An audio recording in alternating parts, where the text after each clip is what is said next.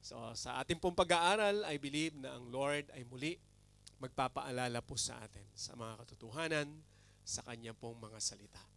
Okay, let me begin with this question. So simulan po natin sa isang tanong, what area in your life makes it hard for you to be content? Anong area sa buhay natin na para bang napakahirap para sa atin na doon sa area na yon tayo ay makontento? Na doon sa area na yon tayo ay mapayapa, magkaroon ng kapayapaan, magkaroon ng, sabi nga po ay satisfaction sa atin pong buhay sa area na yon. Maraming area sa buhay natin na nagdi-demand, no, ng mga bagay sa ating pong pangailangan sa mundo na to. Kaya may mga pagkakataon hindi po tayo panatag. We are not content, we are not satisfied, we don't have peace because of those conditions. So ano sa buhay natin ang napakahirap pagsasabihin mo sa sarili mo, ang hirap talaga ng buhay. Di ba? Pagka mayroon dumarating na tayo sa point na yon, yung hirap ba yon ang nagiging dahilan kaya hindi tayo kontento? Kaya wala tayong satisfaction. Kaya gusto nating gawin ang mga bagay na gusto nating gawin dahil dun sa area ng bagay na yon o ng buhay natin na yon. So sa mga sandali pong ito, matututo tayo muli sa mga salita ng Panginoon, and this is the title of our conversation, True Contentment. True Contentment. So gusto kong i-share sa inyo yung kalagayan na to sa buhay ng isang tao, kung paano sa nagkaroon ng tunay na kapanatagan sa buhay, tunay na kapayapaan, tunay na contentment, di ba? Tunay na satisfaction. Dumating ba sa buhay nyo na nasabi nyo sa inyong sarili, natanong nyo ba sa inyong sarili, kontento na ba ako sa kung anong bagay meron ako ngayon? Di ba? Natanong mo ba yan? Or pwede mong itanong sa iyong katabi, sabi mo, kontento ka na ba sa anong bagay meron ka ngayon? Are you contented? Di ba? So anong sagot? Anong sagot? Okay lang?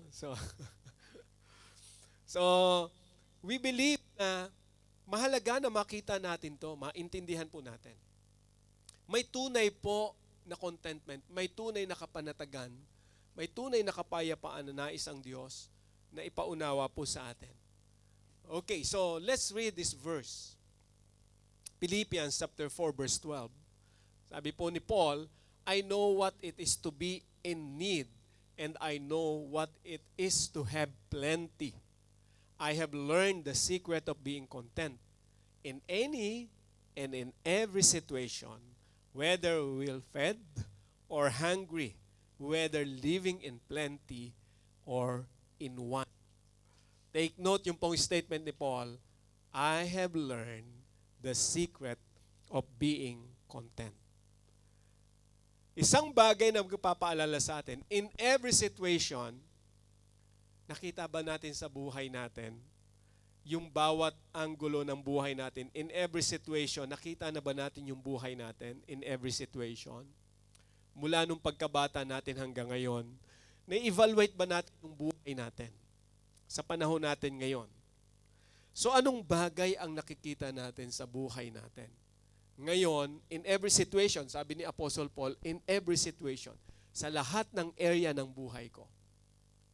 Kung titingnan natin sa buhay natin ngayon, maraming sitwasyon na nangyayari sa ating buhay. Okay, halimbawa lang, sa trabaho natin, okay, tayo ba ay kontento? Sa ating pong buhay may asawa, kung kayo may asawa, kontento ba kayo bilang may asawa? Okay? Bilang magulang, kung kayo po ay magulang na, kontento ba kayo? Kontento ba tayo sa ating amo? Dahil tayo ay mayroong amo na napakabait. Yan, ganon, kontento ba tayo? Kontento ba tayo sa kung anumang bagay mayroon tayo sa mundo? Sa ating mga pananamit? Kontento ba tayo sa ating salary? Di ba? Anong bagay sa buhay natin na sa tingin natin hindi ako kontento? Kinakailangan ko pa na gawin ang mga bagay na to. Ang tanong, bakit? Bakit hindi kontento? Bakit kinakailangan mo pang gawin ang mga bagay na yon? Maganda na yung mga ganong pong katanungan ay nasasagot. isa sa nagtiwala sa Panginoon, ginamit niya yung every situation. Anong ibig niyan sabihin? Bakit niya nasabi na sa lahat ng sitwasyon ng buhay ko, whether well fed, ako man ay sagana, ako man ay mayroon o wala, living in plenty or in want, I learned the secret of being content. May sikreto pala, no? Para makontento ang buhay. So sa mundo na to, grabe po yung sitwasyon. Grabe ngayon sa generation natin. Parang ang tao wala ng contentment. Maraming gustong ma-achieve, maraming gustong ma-discover. Pero ano po yung pinakang purpose kung bakit kinakailangan nila yung ganong bagay? Hindi po ito ang ating matututunan. Hindi po tayo nito pagbabawalan or i-stop sa anumang desire natin to achieve something. Kung meron kang gustong mangyari sa buhay mo, okay lang po yan. Hindi ka kontento ngayon, meron kang gustong ma-achieve, okay lang yan. Ang tanong, bakit gusto mo yung bagay na yun? Anong nagdadrive sa'yo? Ba't hindi ka nakokontento? Yun ba ay totoong contentment kaya mo ginagawa o hindi ka lang talaga kontento? Bakit? So maraming mga bagay sa buhay natin, pag pag-uusapan po contentment, kinakailangan ito ay maging clear. Kasi ang contentment, pangako ng Panginoon. At mahalaga na ito'y maranasan po natin. So kung mayroong bagay na gusto kong tandaan nyo sa ating matututunan is this: in Christ, there's always contentment even in times of discouragement. In Christ. So binigyan ko ng emphasis po ito. In Christ, dapat makita natin na sa Panginoong Jesus, mayroon pong laging contentment, kapayapaan, kapanatagan ng buhay, satisfaction, even in times of discouragement. Ilang beses po tayo nadi-discourage sa isang araw? Di ba? Many times. So pag discourage ka, anong ginagawa mo? Diba? Yung iba pag discourage tayo, umiinit ang ulo natin. Ganun, normal yan eh. Pag mainit na ang ulo mo, at nakita mo yung taong naging dahilan kung bakit nainit ang ulo mo, abay talagang lalong umiinit at parang mai-imagine mo yung sarili mo, parang ang iyong ulo'y umaapoy. At umuusok, kumukulo yung dugo, sabi nga natin. Yan ang natural na nagiging reaction po natin kapag ka tayo ay nadi-discourage. Kapag ka hindi tayo kontento sa buhay, ganun din, minsan yung nagiging reaction natin. Hindi ka mapakali, worried ka, meron kang gustong gawin, dahil hindi ka nga kontento eh. So gusto ko na makita natin ang katotohanan na to na sinabi ng Panginoong Jesus patungkol sa kanyang mga salita. Unang-una kay Apostle Paul, paano ni Paul ito natutunan? That in Christ there's always contentment even in times of discouragement. Sa panahon na tayo po ay problematic, discouraged, lagi nating tatandaan, sa Panginoong Jesus may kapanatagan. Okay, so kung titingnan po natin, pag pag-uusapan true contentment, definition of terms muna po tayo para magkaroon tayo ng isang idea. True contentment means peace that stays in any situation. Ulitin ko po, peace that stays in any situation. That is true contentment. So kung mayroong true contentment, mayroon ding false. Di ba? Opposite lang po yan eh. Kaya natin ginagamit yung term na true kasi mayroong false contentment. And the opposite of that, obvious, is false contentment, peace that does not last. Okay, ang tao po, nagsasabi sila na, I am contented. Panatag na ako. Pero how long? How long yung contentment natin? Halimbawa, panatag ako ngayon kasi okay yung salary ko. Kaya ang saya-saya ko ngayon dahil mabait si amo. Panatag ako ngayon dahil okay kami ni mister or okay kami ni misis. Okay kami ng mga anak ko. Okay ang buhay ko ngayon dahil maganda ang nagiging flow ng buhay ko. Wala akong problema. Everything is smooth. Kaya ako panatag. Ang tanong, paano kung hindi smooth ang buhay? Paano kung may problema tayo sa pamilya? Paano kung kayo'y nagkatampuhan ni mister? Paano kung ang anak natin ay may problema? Paano kung si amo hindi natin makasundo? Paano kung na-terminate tayo sa trabaho? Nasaan yung contentment? Nasaan yung kapanatagan? Paano kung may nakaaway tayo? Nasaan yung contentment? Hindi ko sinasabi na sa lahat ng oras, masaya tayo, kontento tayo, pero dumarating po talaga yung sitwasyon ng ating emosyon distracted. Grabe yung discouragement. Pero ang tunay na contentment, ang tunay na kapayapaan, pag dumarating tayo sa ganong sitwasyon, kaya sabi ko kanina, in Christ, di ba? There's always, ang Panginoong Jesus, ang siyang magbibigay sa atin ng kapanatagan at kalakasan para ibalik niya tayo sa kondisyon na tayo po ay kontento.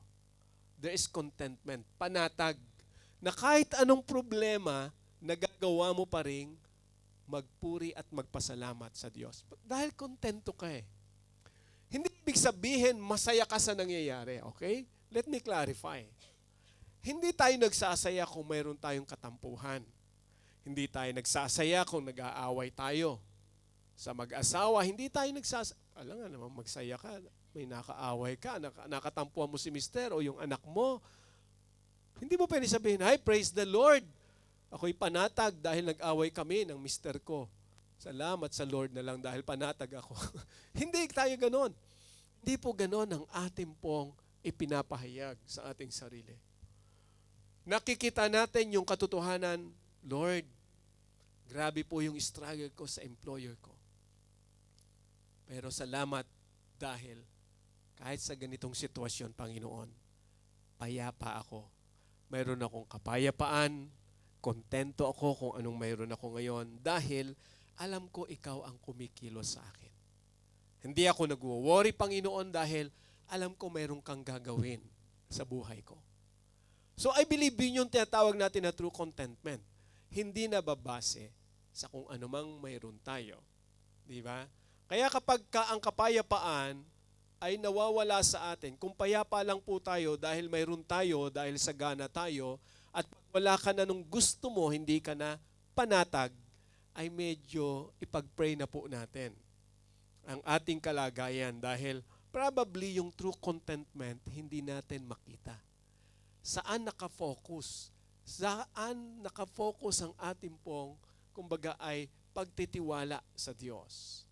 Kaya doon sa verse 10 ng chapter 4, Philippians, ito yung point ni Paul. Sabi niya, "I rejoice greatly in the Lord that at last you renewed your concern for me.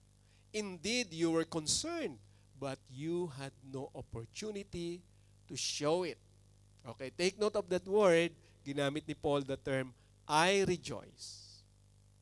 Okay, sabihin mo nga sa katabi mo, "I rejoice." Dapat nagre-rejoice tayo, di ba? "I rejoice greatly in the Lord." Bakit niya sinabi ni Paul? Di ba? "I rejoice." Ako'y nagagalak. Di ba? Sa Panginoon. Greatly in the Lord. Lubos yung aking kagalakan. Okay, bakit niya sinabi yun? Let me continue verse 11. "I am not saying this because I am in need, for I have learned to be content whatever the circumstances." Now, nung sinabi ni Paul yung "I rejoice greatly in the Lord because of your concern for me," nilinaw niya sa verse 11, hindi dahil sa ako ay may pangailangan, kaya ako ay natuwa nung kayo ay nagpadala ng support. Yun po kasing background niyan, si Pablo ay nakakulong. Okay, may imagine ha? Bakit siya nakulong?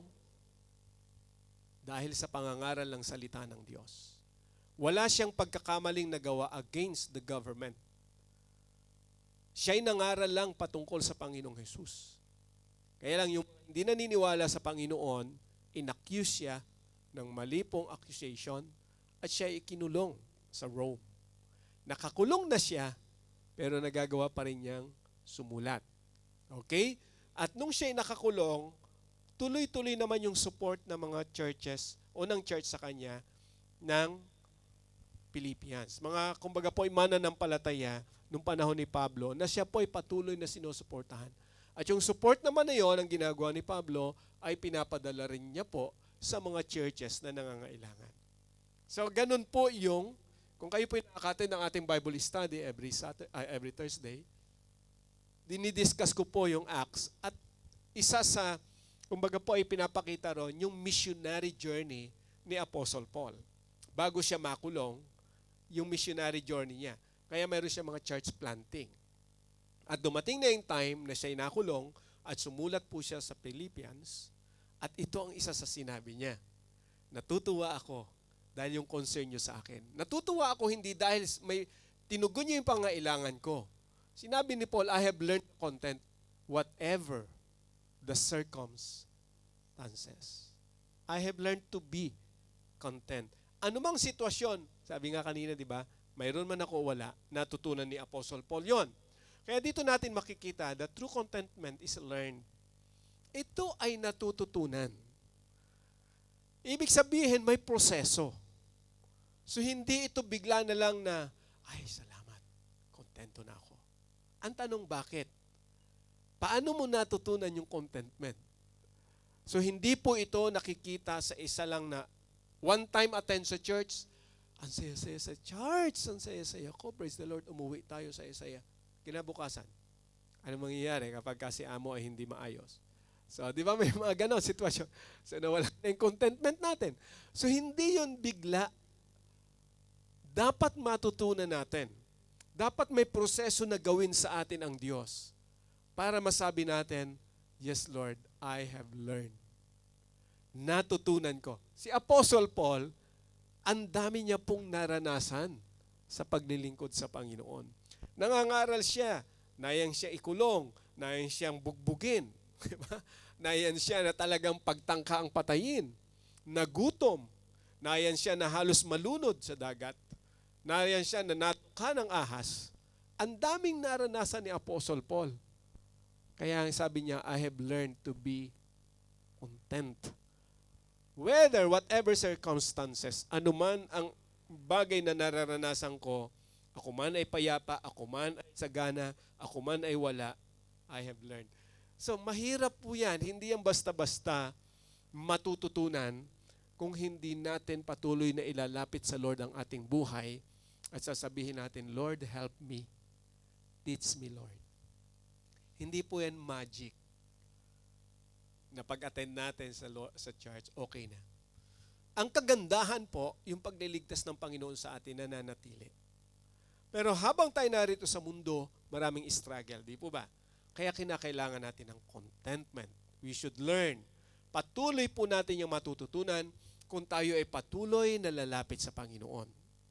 Nag-aaral ng mga salita ng Diyos, kagaya ng ginagawa po natin. Nananalangin.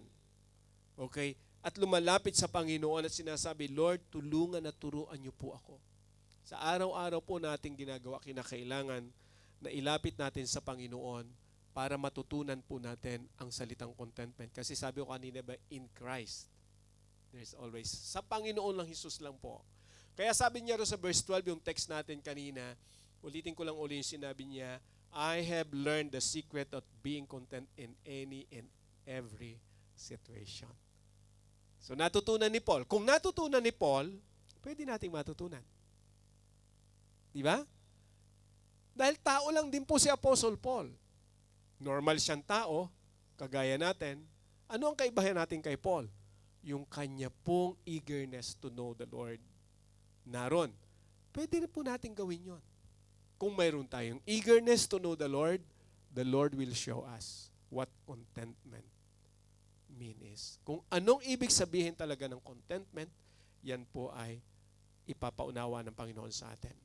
Kaya dito natin makikita that true contentment is independent of circumstances. Ibig sabihin yan, hindi nababase sa kung anumang kalagayan mayroon ka sa buhay ang tinatawag na contentment. It is independent of circumstances. Kung ikaw ay sagana ngayon dahil okay si amo, okay yon, kontento ka. Kung magbabago si amo halimbawa, dapat kontento ka pa rin. Kung may true contentment tayo, mapalitan man yung employer natin, kontento pa rin tayo. Diba? Magbago man ang paligid natin, ang Panginoong Hesus hindi magbabago. Kung sa Lord tayo nag-gain, kung sa Lord po tayo umaasa at nagtatrust tayo sa Panginoon, ano man na mangyari sa buhay natin, masasabi natin, Lord, panatag pa rin ako dahil kasama kita. Ganon ni Paul naintindihan ang salitang contentment. Independent of circumstances. Dahil kung ang contentment ay nakabase sa circumstansya, halimbawa, kontento tayo dahil may increase, dahil may laisi, dahil okay ang trabaho. Talaga naman magiging kontento ka. May trabaho pa tayo, panatag tayo. Di ba? Kaya nga minsan dumarito yung time na sinusubok tayo ng Diyos. At dapat yung pagsubok na yun ay maintindihan din natin. Kasi probably paraan ng Panginoon yon. Nasaan ang iyong pagtitiwala? Nasaan ang iyong contentment? Masaya ba tayo ngayon dahil okay ang ating trabaho? Paano kung pauwiin tayo? Paano kung ma-terminate tayo? Hindi natin alam ang isip ng ating pong mga employer. Minsan pagising niya sa umaga, nagbabago ang kanilang style, di ba? Hindi natin alam, baka gusto man tayo ng employer natin, pero halimbawa, na-terminate din sila sa kanilang trabaho. May mga ganang sitwasyon, di ba? Wala na silang trabaho. So, wala nang pampasweldo. So, Cheche, I'm sorry. I cannot keep you anymore. Gusto man kitang i-keep, pero wala na tayong magagawa. Di ba? Gano'n, grabe yung worry natin. Lord, anong gagawin ko ngayon? Dami ko pa naman pangailangan sa Philippines. Yung anak ko nag-aaral. Siyempre yung kapanatagan mo, hindi pwedeng, basta ka lang matuwa, ay salamat. Amo ko, wala na naman trabaho, okay yan. So, hindi ganun eh. May bago naman trabaho. Hindi ganun yung reaksyon agad natin. Diba? Ang reaksyon agad, medyo, ano kayo mangyayari? Diba? Lord. So, kaya doon na tayo ni Lord tuturuan, anak, magtiwala ka lang sa akin, huwag ka mag-worry. Kaya tayo ni Lord binibigyan ng kapayapaan. So maghahanap tayo ng trabaho ngayon and then humihingi tayo sa Lord ng wisdom. Lord, ito ba bagong trabaho? Ganon po yung ginagawa ng Panginoon. Kung tunay ang kapayapaan natin, anumang sitwasyon sa buhay po natin, hindi ka mariredirect sa pananampalataya mo sa Diyos. Dahil meron kang contentment. Nasasabi mo, Panginoon, anuman ang pahihintulutan mo, satisfied ako sa buhay ko dahil sinasamahan niyo ako, Panginoon. Sa Lord po tayo umaasa pag pinag-uusapan contentment. Kaya nasabi ni Paul, I can do all things through Him, through Christ, who gives me strength. Yet, it was good for you to share in my troubles. So, nilinaw ni Apostle Paul, nung kinakausap niya yung mga taga-Pilipos, na lahat ng bagay magagawa ko dahil sa Panginoon. Di ba ang linaw ang Panginoong Hesus ang nagbibigay ng kalakasan, sabi ni Apostle Paul sa akin. Although it's good for you to share in my troubles. Ang gusto, kasi nga sinusuportahan nila si Paul sa kanyang mga pangailangan po sa mission. Kaya maganda yung paalala ni Paul at napakabuti rin, makabubuti rin para sa inyo na para kayo maging bahagi. Kung ano man itong nararanasan ko ngayon, yung trouble po na yan, dahil nakakulong nga siya. Di ba? Kung ano man itong nararanasan ko ngayon, maganda na nakikita nyo at naintindihan nyo kung ano nangyayari sa akin at ang inyong suporta ay patuloy pa rin para sa paglaganap ng salita ng Panginoon. Take note po yung sinabi ni Apostle Paul, I can do all things through Christ. Ang tinutukoy niya dyan, kaya niya sinabing, I can do all things through Christ, dahil alam ni Apostle Paul ang pinapagawa sa kanya ng Diyos.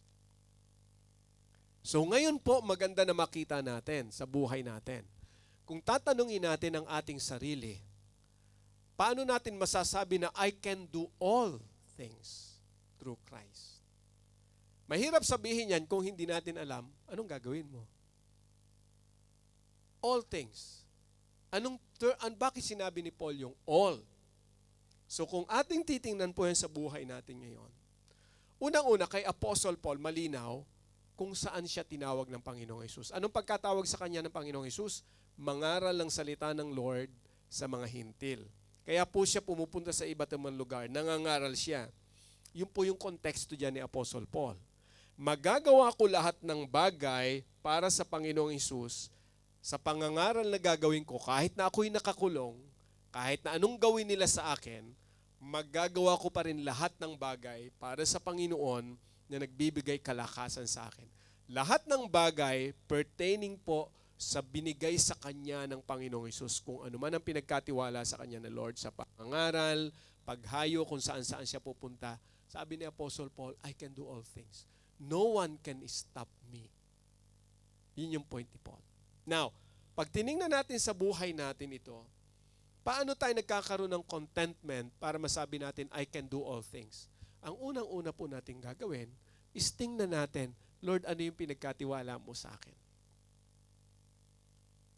Bakit ka binigyan ng Lord ng isang bagay? So kung hindi mo ipagkakatiwala sa Lord kung ano man ang mayroon ka sa buhay mo, mahihirapan ka talagang gawin. Ulitin ko po, anong bagay ang pinagkatiwala sa iyo ng Diyos? Bakit yan binigay sa iyo ng Panginoon? So kung hindi mo maipagkakatiwala sa Diyos kung anumang bagay ang binigay niya sa iyo, mahihirapan po talaga tayo. Hindi natin masasabi na I can do all things through Christ. So ganito po, bigyan natin ng, kumbaga ay typical na sitwasyon. Halimbawa sa trabaho natin ngayon, nagtataka ba kayo bakit yung employer natin minsan or kaibigan natin sa trabaho kasama, minsan hindi kayo magkasundo? May mga ganun sitwasyon. Minsan ayaw mo yung style niya. Minsan naman ayaw niya rin yung style mo. Ganun lang ang buhay ng tao eh.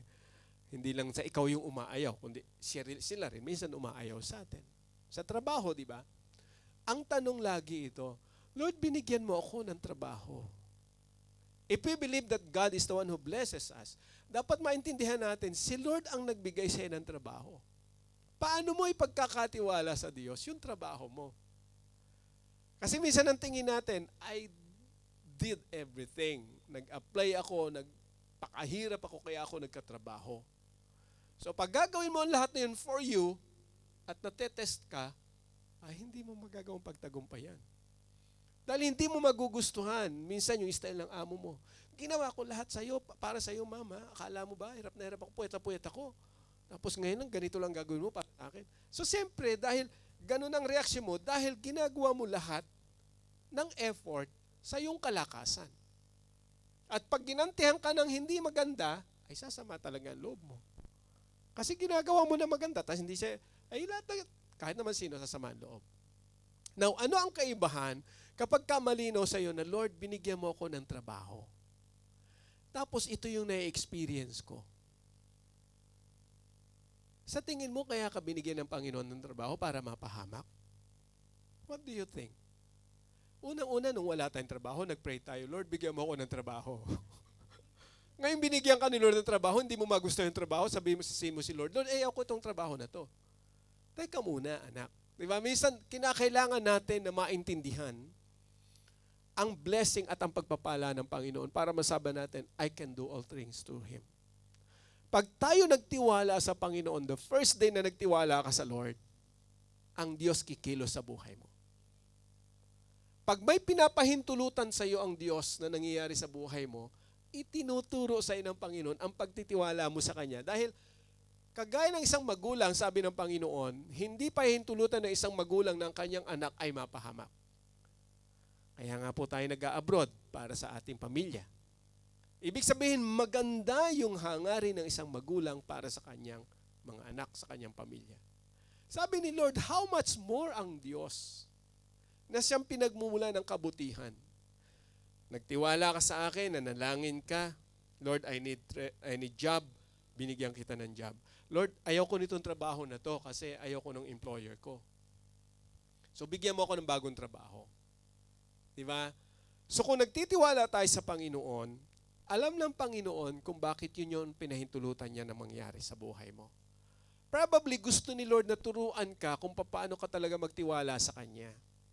Dahil kung lahat is smooth, feeling mo, everything is okay, galing ko talaga.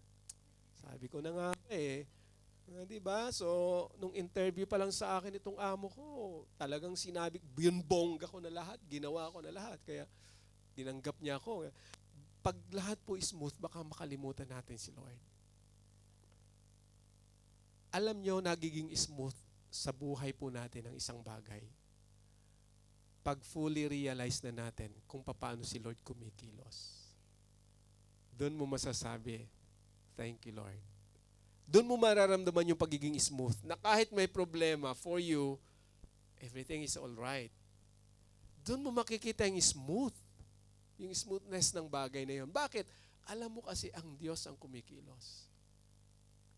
Lord, may problema ako sa amo ko, pero alam ko, Lord, may gagawin ka.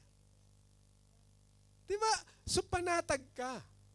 Dahil alam mo, ang Diyos ay kumikilos sa buhay mo. Hindi nawawala si Jesus o si God sa equation ng buhay mo. Kaya masasabi mo, I can do all things through Him. So malinaw sa iyo na, Lord, alam ko magagawa ko to lahat ng bagay na pahihintulutan mo mangyari sa buhay ko. Dahil ikaw ang kumbaga may hawak ng buhay ko, I can do all things, Lord. Hindi mo lang basta sinasabi, I can do all things who strengthen me. Teka, anak, anong all things ang sinasabi mo? Baka gusto mong gawin yung isang bagay na hindi naman binigay sa'yo ng Panginoon, nag-i-struggle ka ngayon, di ba? So nung hindi mo kayang i-struggle, sisisihin mo si Lord. Ala ko ba, Panginoon, sasamahan mo ako?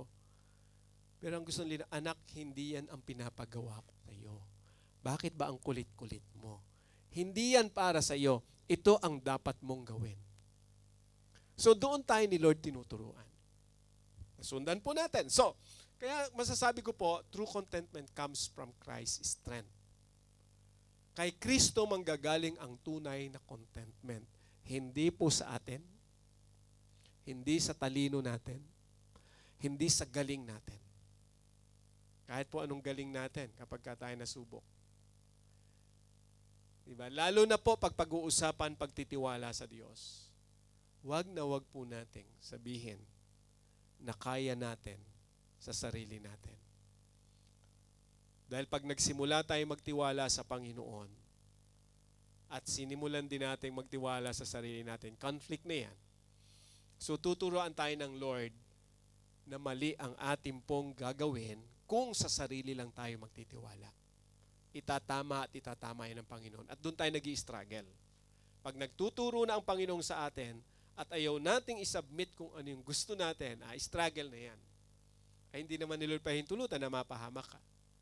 Diba? Doon po ni Lord patutunayan. Okay. Kaya sabi ron, moreover, as you Philippians know, in the early days of your acquaintance with the gospel, when I set out from Macedonia, not one church shared with me in the matter of giving and receiving except you only. So nilinaw ni Apostle Paul, kanina binanggit niya sa verse 10, I rejoice greatly in the Lord. At sa verse 11, sinabi niya, I am rejoicing not because I am in need, di ba? Dinlinaw niya rito yung konteksto niya sa verse 10 to 11 because the Philippians understood the essence of the gospel sa area ng kanilang pagtulong. In short, kaya ang Pilipos tumutulong kay Paul para ipalaganap ang salita ng Panginoon. Kaya nilinaw ni Paul sa verse 15. Sabi, as you Philippians know in the early days of your acquaintance with me in the gospel, binalik ni Apostle Paul kung anong ginagawa from the very beginning na pa lang ng mga taga Pilipos. Dumutulong sila, partner sila sa gospel.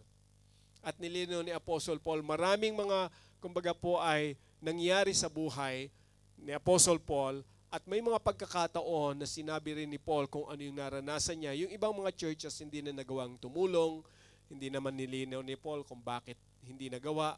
Pero nilinaw ni Apostle Paul lang dito, kayo lang mga taga-Pilipos ang nakatulong sa akin at this time. Kaya nakita ni Apostle Paul yung kagandahan ng partnership sa gospel ng panahon po ni Paul with the Philippians. So ang point lang dito mga kapatid, ini-encourage ni Apostle Paul ang mga taga-Pilipos na patuloy nila na ibahagi kung ano man ang kabutihan ng Diyos na ginagawa sa kanilang buhay para patuloy na lumaganap or kumalat ang salita ng Panginoon. At doon ni Apostle Paul nakita ang kabutihan ng Diyos. Kaya nga sabi ni Paul sa verse 19, my God will meet all your needs according to His riches or to the riches of His glory in Christ Jesus. So maganda na makita natin, nung si Apostle Paul, in-encourage sa mga taga-Pilipos, sinabi niya, my God, yung pagtitiwala niya, my God will meet all your needs. Kasi nga, tumutulong yung mga taga-Pilipos kay Paul, at si Pablo naman nangangaral ng salita ng Diyos. Gusto sabihin ni Apostle Paul, wala akong maigaganti sa inyo ni anuman. Hindi ako sa inyo makakapagpadala ng anumang finances o material. Dahil ang ating ginagawa ngayon, malinaw dito sa point ni Paul, na nangangaral ako kahit nakakulong, ginagamit kayo ng Panginoon para patuloy ang gospel, my God will meet all your needs. Ang Diyos ang magpapala sa inyo ng lahat ng inyong pangailangan. So ito yung makita ko po, masasabi ko na contentment comes not from what we own, but from the one who calls us His own. Ang kapayapaan ay nanggagaling po, di ba? Hindi dahil sa mayroon tayo, kundi dahil sa nangako sa atin kung sino tayo. At tayo ay kanyang anak. At yun ay walang iba kundi ang ating Diyos na makapangyarihan. Kagaya ng sinabi ni Apostle Paul, my God will meet all your needs. If we will personalize the goodness of the Lord, we believe our God will meet also our need according to His riches. Dahil sa Kanya po tayo eh. So kaya kung titingnan natin sa buhay po natin mga kapatid, maganda na makita natin. Yung tanong ko kanina, what area in your life makes it hard for you to be content? Anong area? Nakita niyo na ba? Na pag i-assist mo yung sarili. Maganda mga kapatid, na tingnan po natin yung ating buhay. December na ngayon, papasok na tayo sa bagong taon, 2026. I-evaluate natin yung buhay natin. 2025, ano nangyari? Nasa ng contentment ko ng 2025? Ano ba nangyari, Lord, sa buhay ko? Maganda na balikan natin yun eh. Dahil pagpasok natin sa 2026, kung hindi natin naintindihan yung paraan ng Diyos sa pagkilos niya sa atin this year, darating yung 2026, baka the same system yung mangyayari sa atin. Wala tayong contentment. Hindi natin alam kung anong nangyayari sa atin. So ang ating pamumuhay Kristiyano, para bang on off, Lord, ano ba yung plano mo sa akin? So kailangan na makita natin sa sarili mismo natin, Lord, ano yung bagay na gusto mong mangyari sa buhay ko?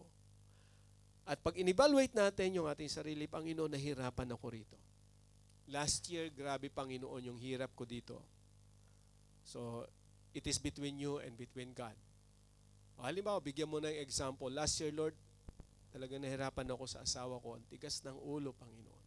Kahit anong, talagang pasaway, Lord, kahit anong mangyari, pinagsabihan ko. Or sa anak, this year, Panginoon, last month, o ganun month na yun, yung anak ko, medyo nagkasagutan kami. Hindi kami nagkaintindihan. Wala talaga kaming kapanatagan. So bakit? Ano nangyari? So evaluation po yan. And then, pagpasok natin ng 2026, titingnan natin kung yung bang contentment na ating pong mararanasan sa Panginoon. Meron ba tayong natutunan? Because contentment is learned. Kung natutunan mo yung sa isang bagay, sa isang area ng buhay mo yung contentment, kung natutunan mo sa area na yon, use the same principle sa ibang area ng buhay mo. Alam mo, natutunan mo maging kontento sa salary. Lord, salamat dahil okay na sa akin itong salary na yon. Salary ko na to. Anong principle ang pinakita sa iyo ng Panginoon? Bakit nasabi mo okay? Kasi ito lang naman pangailangan ko, okay na. Nako. Kung yun lang ang makikita po natin, baka pag nadagdagan ng pangailangan mo sa 2026, hindi ka na okay. Diba? Dapat hindi ka kontento dahil sapat naman sa akin yung pangailangan ko, itong sahod ko, okay na. Kontento na ako dito. So pagdating 2026, nagdagdagan yung pangailangan. Kontento ka na? Hindi. Kasi kulang eh. So magbabago na naman ngayon. So kaya babalikan po natin. Mayroon tayong contentment because in the Lord. Okay? Illustration ko po ito. Kung ang buhay natin ay kagaya ng isang cup na puro whole butas. Imagine, lagyan mo ng lagyan ng tubig yan. Ano mangyayari? Lahat lulusot. Kung sa lahat ng area ng buhay natin, wala tayong contentment. Yan ang pinapakita kong ilustrasyon. Ng mga whole na yan, wala tayong contentment sa buhay. Walang kontento sa buhay. Halimbawa, may asawa, walang kontento sa buhay pamilya, walang kontento sa salary, walang contentment sa amo, walang contentment sa anything na activities. Parang wala tayong contentment.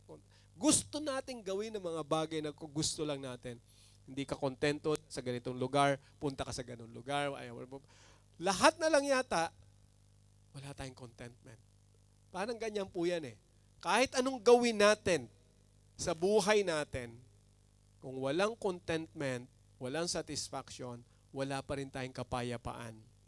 Lagi po tayong empty.